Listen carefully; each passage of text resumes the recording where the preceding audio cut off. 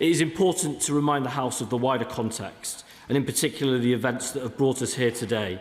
In the years before the general election, the number of people arriving in the United Kingdom illegally, particularly via the small boat method, across the Channel rocketed.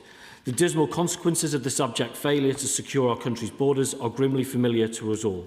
Individuals risking their lives to come here via dangerous means, criminal gangs growing rich from the proceeds of organising these journeys, community cohesion placed under severe strain, and the public's trust in the state's ability to perform one of its most basic functions shredded. And over the last 2 years, this government has taken concerted action to turn this situation around. We've begun by implementing major asylum reforms to reduce the incentives that draw people to this country. We've cut the overall asylum cost by nearly £1 billion, and whilst asylum decision-making, which effectively ground to a halt under the previous government, is at a 24-year high. More foreign criminals and illegal migrants are being removed than at any time in many, many years. And in partnership with our French counterparts, we've stopped more than 44,000 crossing attempts. And we've also put in place a groundbreaking scheme that means that small boat arrivals can, for the first time, be returned to France. And all of this work is important and is making a difference, Mr Speaker, but perhaps the most totemic and tangible manifestation of the failing system we inherited is the continued use of hotels to house asylum seekers. The issue has, quite understandably, been a source of widespread concern and anger. As a government, we recognise those frustrations and we share them. Hotels ought to be local assets, serving their communities, not propping up the asylum accommodation system. When they are used for this purpose, there are significant implications for local services, for community cohesion and for public safety. Clearly, this unsuitable, unsustainable and costly practice must be stopped. And that's why this government made a commitment to end the use of asylum hotels in this Parliament. We are well on track to deliver on that aim, Mr Speaker. In April, we announced that 11 asylum hotels have been closed and given back to local communities. We were clear at that point that more would follow in subsequent weeks, and so that has proven, with a further 20 now having closed. That means that there are just under 170 asylum hotels in use, a reduction of more than half compared to the peak of around 400 under the previous government. And the number accommodated in those hotels has also seen a significant fall, from 56,000 in 2023 to around 21,000 now. So progress is being made, Mr Speaker, but we must go further.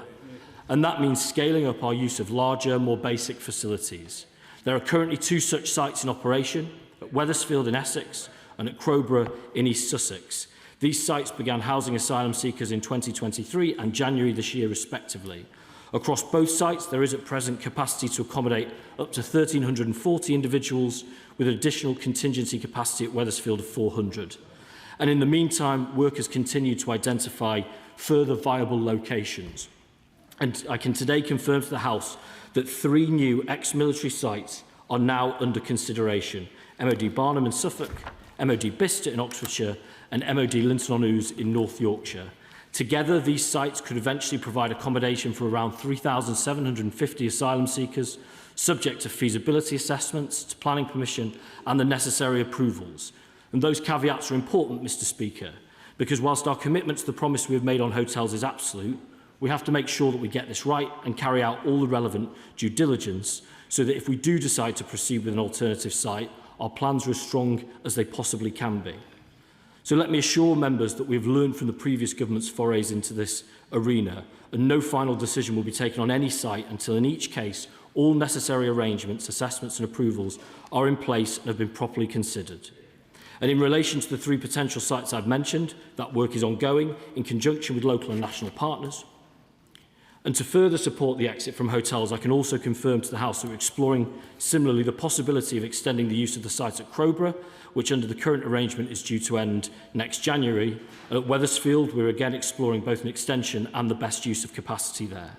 And finally, following detailed assessments, the government has decided not to proceed with Cameron Barracks in Scotland as a potential site for asylum accommodation, and it will be returned to the Ministry of Defence. Before I finish, Mr Speaker, I want to assure the House that we understand our responsibilities in this space. With any decision on asylum accommodation, public safety is and will continue to be a critical consideration, and we will always take every possible step to minimise the impact on communities. And to be clear, wherever they are located, any asylum seeker should be in no doubt that if they break our laws, they will be caught, they will face justice, and like thousands of foreign offenders already removed under this government, made to leave our country. To conclude, Mr Speaker, it was always going to take time to fix the mess we inherited. But as the measures I've set out today clearly demonstrate, we are acting decisively to achieve the change the country voted for at the general election, by closing asylum hotels for good, by securing our borders, and by restoring order and control to the immigration system. That's what the public rightly expect, and that is what the government is working relentlessly to deliver. I commend this statement to the House.